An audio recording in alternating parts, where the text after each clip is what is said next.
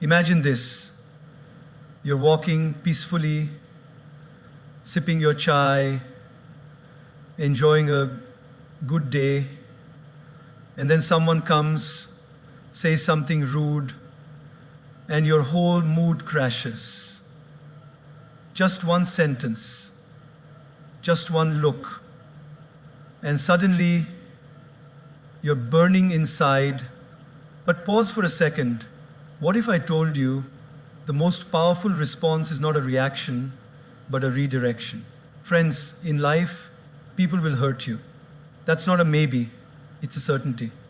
Some do it unintentionally, others, sadly, very intentionally. But how you respond will shape not just your relationships, but your character, your peace, and your future. We live in a world where everyone's racing to give a comeback. Someone shouts, we shout louder. Someone disrespects us, we plan revenge. But the truth is, when someone hurts you, don't react instantly. Just do this. Pause, breathe, and respond consciously. Let me share a little story. A monk once asked his teacher, "How do I know when I've truly grown in wisdom?" The teacher smiled and said, "When someone insults you and you don't feel the need to prove them wrong." Wow, that hit me. Because isn't that what maturity really is? It's not about how sharp your tongue is. It's about how still your heart remains when chaos surrounds you. Life will give you many opportunities to react. But the wise ones, they learn to respond. So next time someone hurts you, before you react, take a pause, breathe, observe, and choose your response. You're not just preserving your peace, you're building your power. Let them throw words, you throw wisdom. Let them bring chaos, you bring calm. Let them try to shake you, you stand still like a mountain. Because when you master your reaction, you master your life. In a world where everything moves fast, messages flying in, tweets flying out, we've gotten used to instant responses. Someone criticizes us, we reply in seconds. Someone hurts our feelings, we send that angry message back. It's like life has become a tennis match. You hit, I hit back harder. But in this rush to react, we often forget to reflect. Think about this. Have you ever sent a text in anger only to regret it 5 minutes later? Or shouted at someone during a fight and felt guilty for days? That's the cost of reacting. Reaction is immediate, it's emotional, it's raw, but more often than that, it's reckless. Reflecting, on the other hand, is where wisdom lies. There's a story of a man who was walking in the forest and got bit by a snake. He screamed in pain, but instead of seeking help or treatment, he chased after the snake in anger, determined to punish it. He ran deeper and deeper into the forest, losing his way, getting more injured, more exhausted, until he collapsed. Now the question is, did the snake cause his downfall? Or was it his reaction to the snake? That's how many of us live. Someone says something to us, a rude comment, a sarcastic jab, or just a look, and we chase after the pain with our reaction. We carry it with us all day, sometimes all week. We go home and tell everyone how hurt we are. We post about it. We replay it in our mind like a movie stuck on loop. But what if instead we just paused and reflected? Imagine someone honks at you aggressively while driving. Now, one option is to scream back, speed up, and let road rage take over. But what does that lead to? Stress, anxiety, maybe even a dangerous accident. But another option is to smile softly, take a deep breath, and think, maybe they're having a bad day, maybe they're rushing to a hospital, Maybe they just lost their job. You don't know their story, but you know yours. And your story is too precious to be ruined by a moment of someone else's instability. Reflection gives you space to see beyond the moment. It allows you to observe your emotions without becoming a prisoner of them. It's like the difference between a spark and a wildfire. The spark is the moment someone says something hurtful. But the wildfire, that's what you create when you pour your reaction onto it. Gaur Gopal Das often reminds us our emotions are like guests. They come and go. But if we react immediately, we become permanent hosts to temporary visitors. When we reflect, we let those emotions pass without giving them the keys to our peace. Let's take a real-life example. Suppose you're at work. You've worked hard on a project for weeks. You finally present it in a meeting, and instead of praise, your boss picks on small errors in front of everyone. Your face flushes, your ego burns, the urge to defend yourself kicks in. But in that moment, if you react, if you argue or walk out, you lose more than the argument. You lose trust, you lose your cool, and maybe even your credibility. But if you pause and reflect, something magical happens. You might realize your boss was under pressure, or that the feedback, though harsh, can help you improve. You might decide to have a calm conversation later, rather than create drama now. That's the power of reflection. It gives you control over the moment instead of being controlled by it. Children react, adults respond. The difference? Reflection. When someone hurts you, try this. Step away for a moment. Go for a walk. Write down what you're feeling. Talk to a friend you trust. Give yourself a few hours or even a day before responding.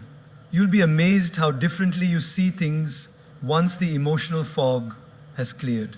Your dignity, your peace, your happiness, none of these should be sacrificed just because someone else lost control of their behavior. When you react, you mirror their behavior. But when you reflect, you rise above it. Every time you resist the urge to react, you're training your mind to operate from wisdom, not wounds. And this training, over time, makes you unshakable. So next time someone hurts you, don't reach for your phone, don't raise your voice, don't sharpen your tongue. Just take a breath, close your eyes, and reflect. Because true power lies not in how consciously you choose to.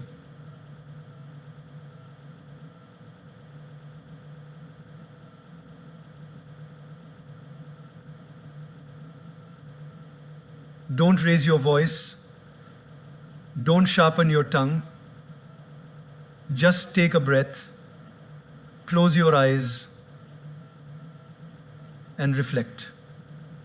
Because true power lies not in how quickly you react to everything, but in how you first take a deep breath.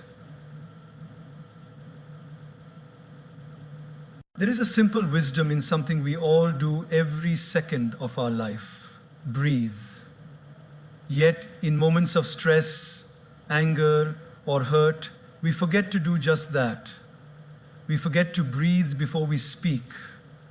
And because of that, we often say things we don't mean, act in ways we later regret, and damage relationships that matter to us.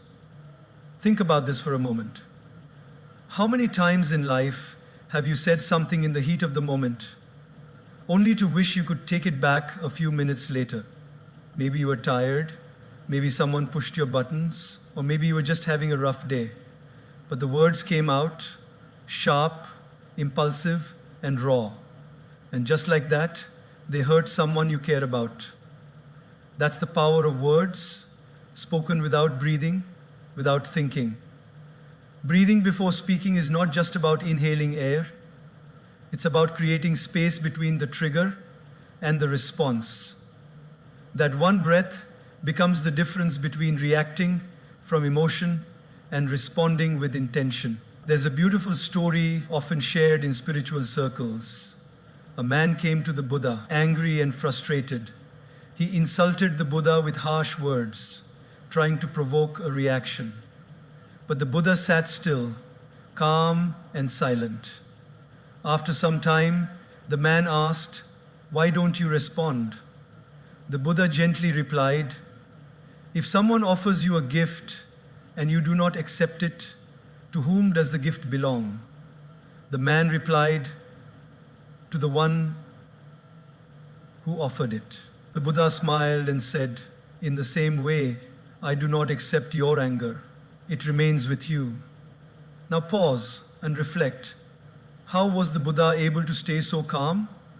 The answer lies in that silent gap, that pause, that breath, that moment of stillness gave him the clarity to not take on someone else's negativity.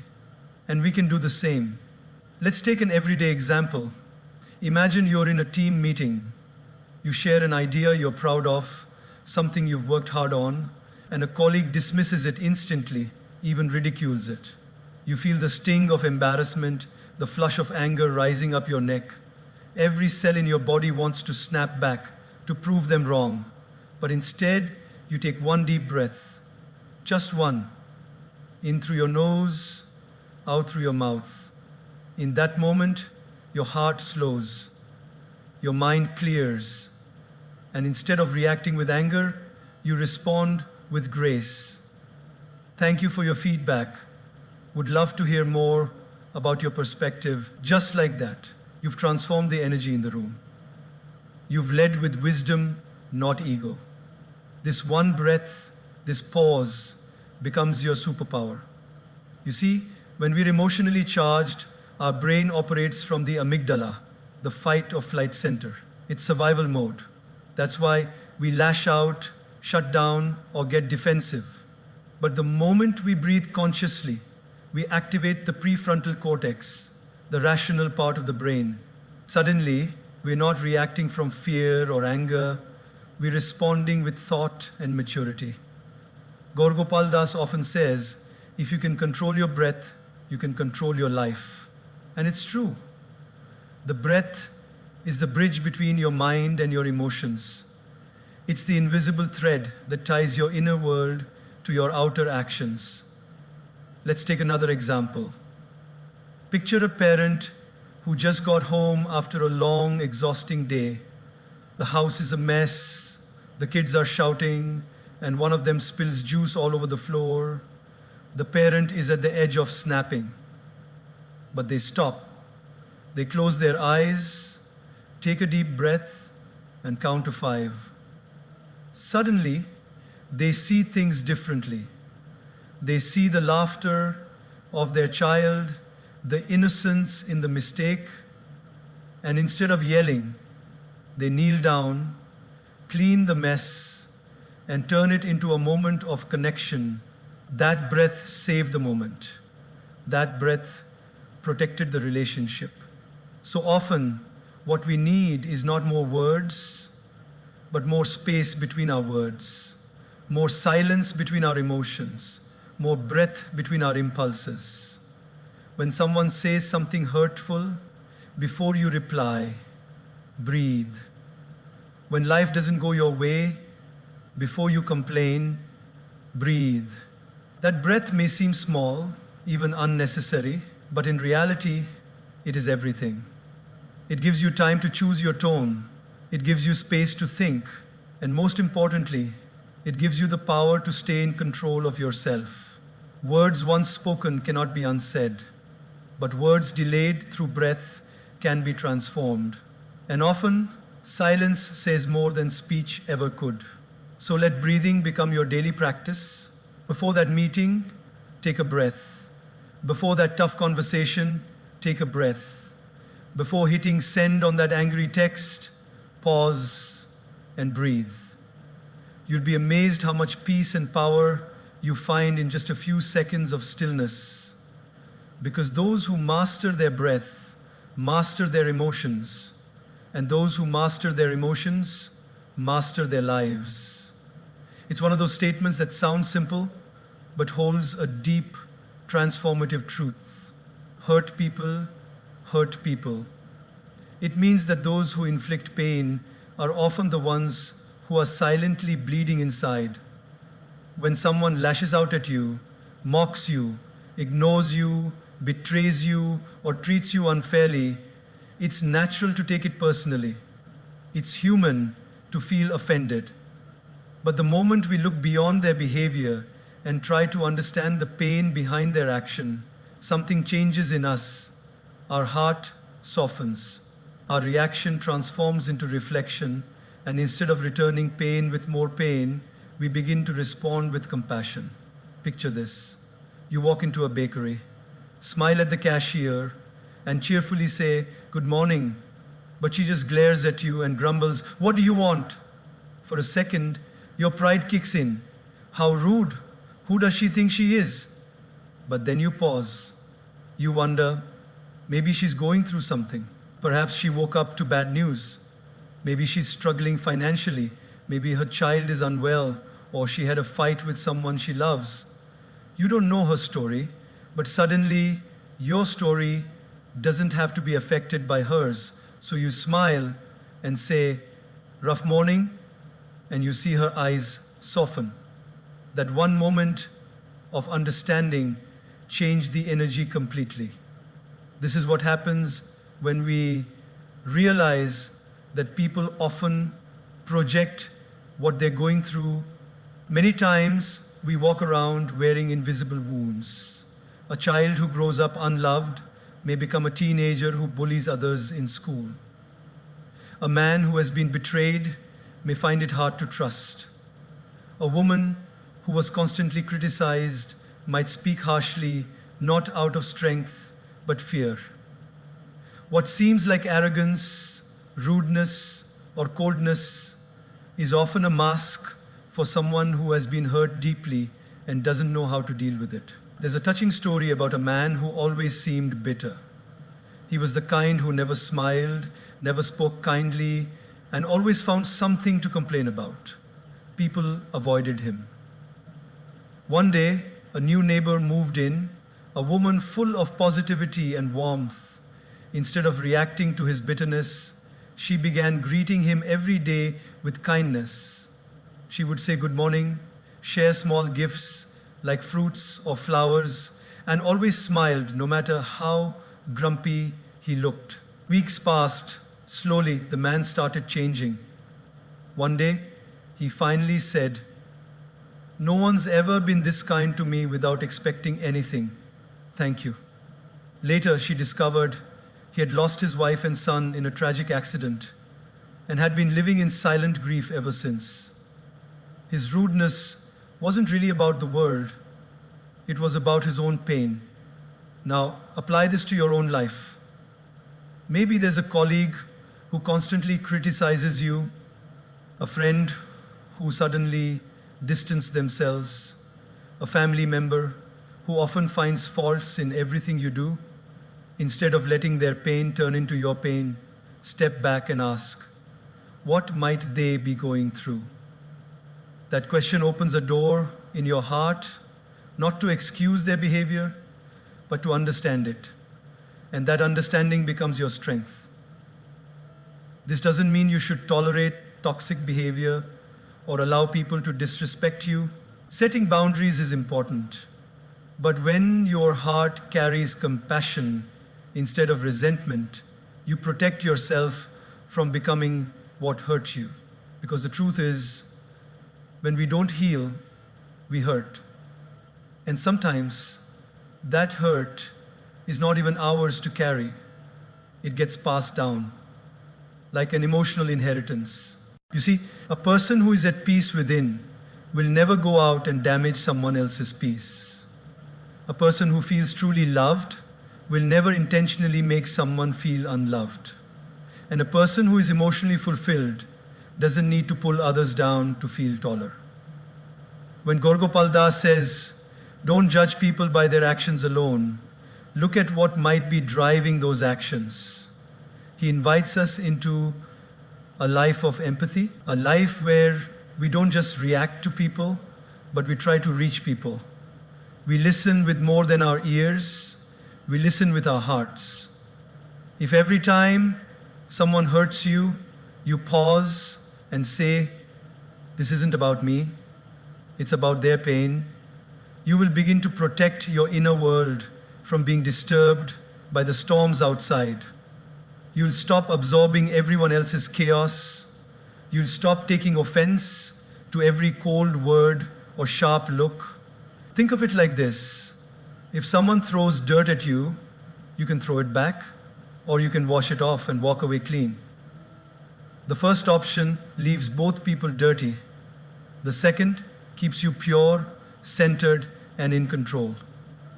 So when someone hurts you, don't just see the hurt. Try to see the human behind it. Maybe, just maybe, they're crying for help in the only way they know how. And your understanding could be the first step toward their healing. Because hurt people, but healed people heal others. Let's be the latter. There are moments in life when silence is not just golden, it's divine. When emotions rise, when anger boils, when ego shouts for attention, that's the exact moment when silence becomes your greatest strength. Because what you say in anger might win the argument, but it can lose the relationship. And sometimes what you don't say says everything. We've all been there. Someone says something that triggers us, a sarcastic remark, a harsh insult, a public humiliation, and suddenly our ego is up in arms, ready for battle. The heart races, words form in the mind faster than we can catch them, the tongue itches to fire back. But here's the truth. Reacting instantly with harsh words might satisfy your ego temporarily, but it almost always leads to regret later. Silence, on the other hand, gives you the power to respond, not react. Imagine this situation. You're having a conversation with a friend. Things get a little tense. Out of nowhere, they say something that deeply hurts you. Now you have two choices. You can snap back, say something even more hurtful, and walk away with wounded pride. Or you can pause, breathe, and say nothing at all. That silence in the moment doesn't mean weakness. It means you're thinking beyond the moment. You're preserving your peace instead of wasting your energy proving a point. We live in a time where everyone wants the last word. Social media arguments, family feuds, workplace drama, it all stems from the need to be right. But what's the use of being right if it leaves your heart wronged? Gaur Gopal beautifully says, "Win hearts, not arguments." And sometimes the way to win a heart is to simply stay silent when your mind wants to speak the loudest. Let me give you an example from everyday life. Picture a married couple in a heated argument. The husband says something impulsive, something below the belt. The wife, hurt and furious, feels the urge to respond with equal bitterness. But she chooses silence, not out of fear, but out of wisdom. She walks away, takes time to cool off, and later, when both are calm, she expresses her feelings in a gentle yet firm way. That silence didn't break the bond, it protected it. That silence wasn't defeat, it was emotional intelligence in action. Silence allows space for healing. It gives your mind a chance to process and your heart a moment to soften. When we respond immediately, we respond from emotion. But when we allow silence, we respond from wisdom. Have you ever noticed that the most composed people in your life are the ones who don't talk too much during conflict? They don't rush to defend themselves. They don't blurt out insults. They just stay calm. And somehow, that silence makes them more powerful, not less. There's a story of a man who was known for his patience and calm demeanor.